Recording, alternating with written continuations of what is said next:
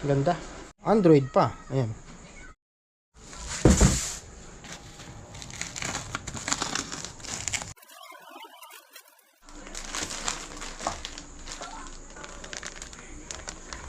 Okay, ito na yung projector screen. Ayan. So 8 inches yung in-order ko. So sakto. Sakto sa ina-expect natin na order natin. Okay. At ito yung portable multimedia projector. Dali. Natin yung brand nito ay Gojodok. Ayan. Okay, so unboxing natin tong Gojodok. So 4K supported na siya. So 1080 pixel native ang nakalagay dyan. Yan, portable multimedia projector. Uy. Ito yung kanyang box.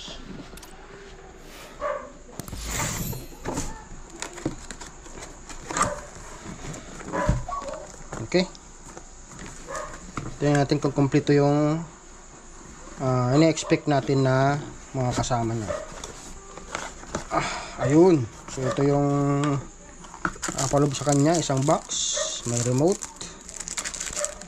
AC cord, RCA jack na 3-in-1, tapos VGA, HDMI to HDMI cable. Yan. Okay. At mayroon ditong screw na para sa stand or sa alignment ng pinaka-focus niya.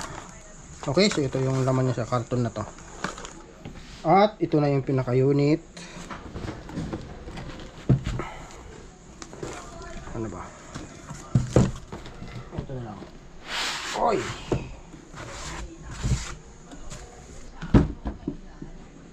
At okay, ito na yung pinaka-unit guys. So, ayan.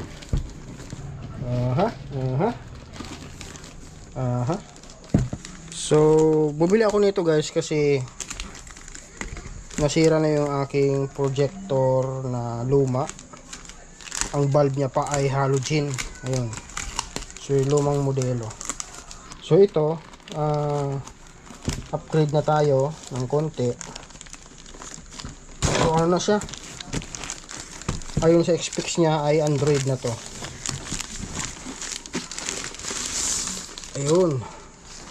So yan siya. Ayan. Ayan, ganito ng kanyang upper side. At ito yung kanyang lens. At may takip. Yan. Okay. Nandito niya lagay yung nasa box kanina, yung stand. Okay. So, natin itong bukasan dito. So, ito sa parang filter siya ng hangin. Yan. Kaya siguro yung pinaka-blower. Okay. So, bumili ako nito guys kasi meron tayong mga setup o may mga event tayo na ini-held. So, minsan yung mga client natin ay nag-request ng projector. Ayan. So, kaya dahil nga nasira na yung aking dati, so, nag-provide tayo ng bago at upgraded na. So, ito yung napili ko. At ayon sa description ay sabi ko nga Android na siya. At yung pinaka resolution niya mas in-upgrade na rin. Yan 8K na daw. 4K Full HD na. Yan. At gandaan pa siya.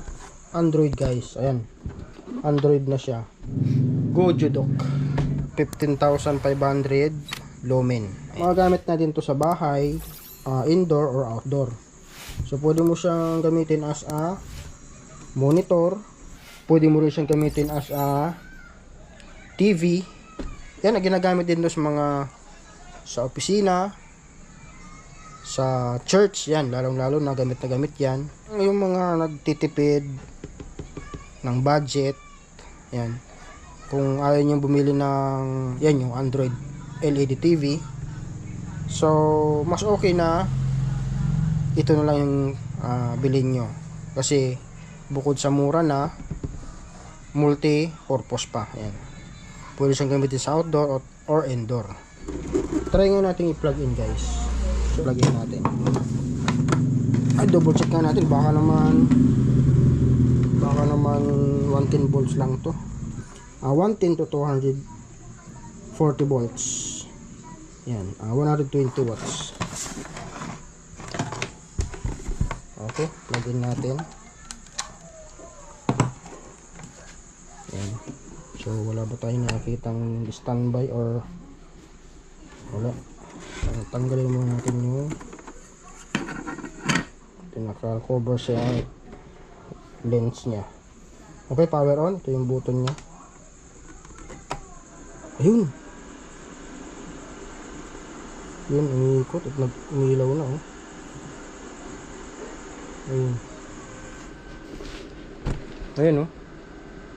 Nakapokus siya dun sa may ang tawag niyan.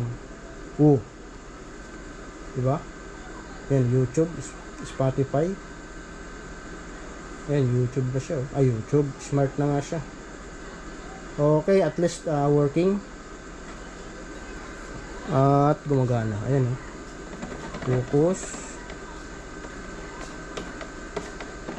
Okay, di lang kasi natin ma-set up na maayos kasi wala tayong screen. Yan. So, sa ngayon, i-ano muna natin. Testing lang muna.